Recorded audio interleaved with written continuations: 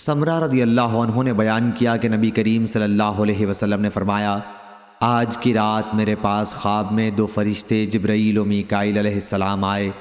پھر یہ دونوں فرشتے مجھے ساتھ لے کر ایک لمبے قد کے بزرگ کے پاس گئے۔ وہ اتنے لمبے تھے کہ ان کا سر میں نہیں دیکھ پاتا تھا، اور یہ حضرت ابراہیم علیہ السلام تھے۔ صحیح بخاری حدیث نمبر 3354۔ نظر نے بیان کیا، کہا ہم کو ابن عون نے خبر دی، انہیں مجاہد نے، اور انہوں نے حضرت ابن عباس رضی اللہ عنہ سے سنا۔ آپ کے سامنے لوگ دجال کا تذکرہ کر رہے تھے کہ اس کی پیشانی پر لکھا ہوا ہوگا کافر، یا یوں لکھا ہوا ہوگا کاف فے رے۔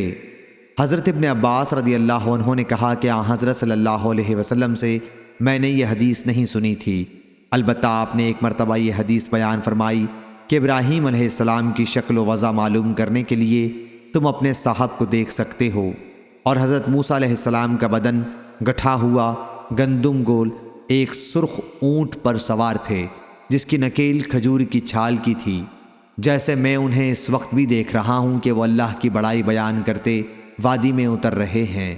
صحیح بخاری حدیث نمبر 3355۔